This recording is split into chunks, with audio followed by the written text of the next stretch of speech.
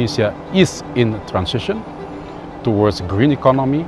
East Kalimantan has already set an ambition for economic transition, but not yet including the just part in the design.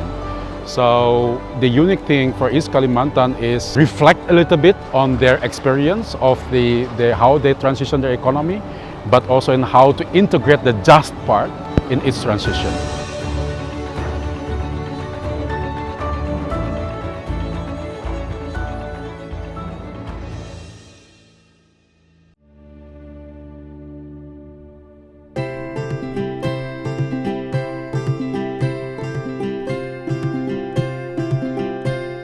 Dari dulu itu masyarakat Desa Longana itu menanam buah kakao, memang sudah dari dulu karena adanya perusahaan PT MHU yang ada di sekitar kami dan melihat potensi yang ada. Sepertinya bagus nih untuk membuat pabrik rumah coklat gitu. Jadi sehingga dari perusahaan PT MHU memberikan bantuan kepada kami mesin sebanyak 6, kemudian dari Dinas Perkebunan itu ada 2. Sehari-harinya kami sebagai ibu rumah tangga yang tidak terpikirkan untuk membuat coklat. Kebiasaan orang Dayak Kenya ini memang sering ke kebun ya, pokoknya dikit-dikit pergi ke kebun.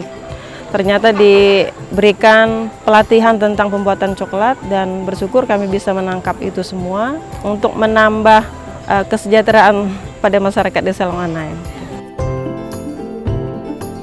Kami di sini memberdayakan masyarakat untuk bekerja di perusahaan. Nah, jadi dari masyarakat-masyarakat yang tidak bisa bekerja langsung di perusahaan itu bisa tercover oleh BUMDes. Di sini tidak harus memprioritaskan masyarakat misalnya pendidikan tinggi atau apa. Nah, di sini kami malah memprioritaskan masyarakat yang sangat membutuhkan pekerjaan lah. Jadi untuk catering, terus suplai air minum, terus angkutan karyawan, laundry itu semuanya perusahaan pertambangan. Kalau untuk BUMDes ini tetap berjalan, artinya itu tetap cita-cita kami dan harapan kami. Salah satunya di mana saat ini kami berupaya membuat usaha-usaha baru terobosan yang sifatnya tidak ketergantungan dengan perusahaan. Contohnya peternakan ayam petelur, terus kami juga mengelola budidaya ikan. MHU is supporting just energy transition in East Kalimantan. We make it into 2 ways, 2 parts. The first one is energy efficiency and solar PV implementation to reduce our emission and energy footprint. And then the second one is about the economic diversification, where we always develop community programs to minimize economic displacement, especially in post-mining areas. We do social mapping, and then based on that, we design the programs. We touch upon the individuals, the cooperatives, local governments. We make it into an integrated and comprehensive solutions, so the solution will be sustainable.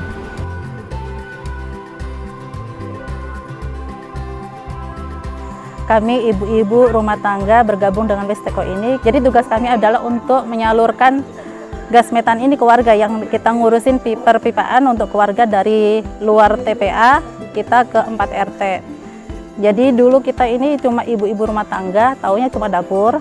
Jadi selama kami bergabung dengan Westeko, jadi kami bisa tahu masalah perpipaan dari ukuran dari setengah in sampai 2 in, dan untuk yang sambung-sambungannya itu, Mbak.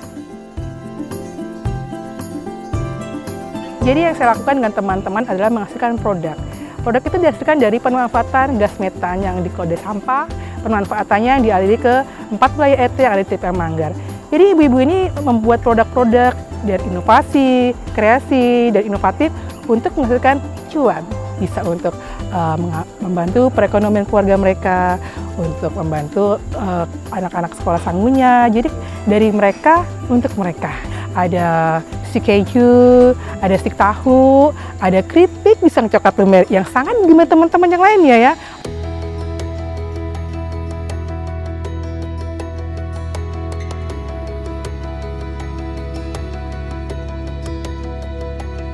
The uniqueness of Kota Nusantara is because first, not many cities, especially capital cities, create from scratch, especially from the industrial forest.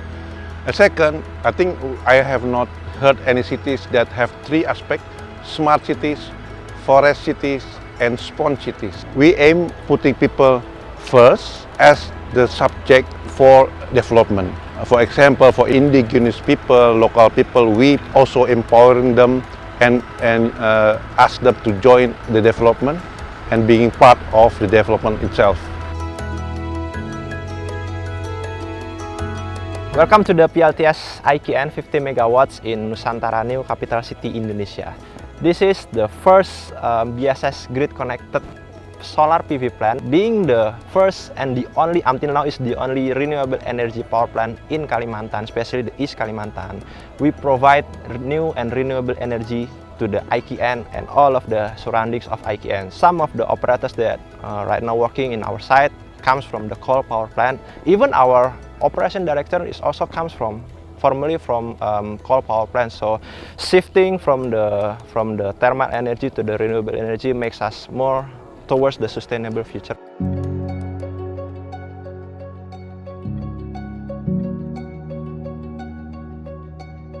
In South Africa, we are actually doing research on evaluating international experiences, how other countries have managed their past energy transitions. You know, research on a desktop is more difficult than actually getting to hear from the people themselves that are coming from these countries. We do understand that a just transition is not a copy and paste thing. So now that I've heard from the horse's mouth the policies that they've implemented for economic diversification, for worker protection, for community development, there are quite a lot of projects that I've seen in East Kalimantan. So there were a lot of community programs, projects that were done to promote the communities that are around the mining areas. And what was fascinating is the fact that these projects are really funded by the coal mining companies themselves.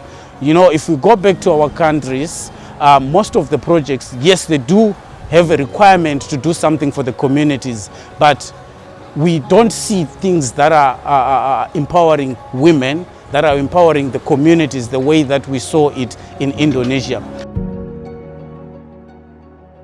Creo que lo que vimos en Kalimantan y especialmente en Samarinda, por ejemplo, respecto a los espacios, a las minas, a los cierres mineros, a pensarse la reconversión laboral y productiva también, ¿no?, de toda una región, pues nos deja muchísimos aprendizajes y es sin duda una de las cosas en las cuales también desde Colombia estamos trabajando, y es precisamente cómo salimos del carbón sin dejar a nadie atrás, incluyendo a las personas que hacen parte de esas regiones, de esas economías, y pensando en un futuro pues más verde, más sostenible, ¿no? Y ahí también creo que el ejemplo de Nusantara y todo lo que se está pensando desde la planificación urbana y territorial para avanzar en esta transición energética justa, pensando en cómo llegar a emisiones cero y a desarrollar economías descarbonizadas donde las energías renovables hagan parte fundamental del futuro energético y del presente, pues son parte o son una de esas grandes cosas que nos llevamos para implementar en Colombia y poder replicar también. East Kalimantan has been experiencing in diversifying its local economy since 20 years ago. The just part is a quite new discussion. So this is where the contribution of EKZ is to incorporate the just part in this transition process. The most inspiring part of people gathering, people from around the world gathering here in East Kalimantan, and the topic of just transition in coal region is to learn each other among the participants and finding the best or the most plausible solution for the challenge that they face.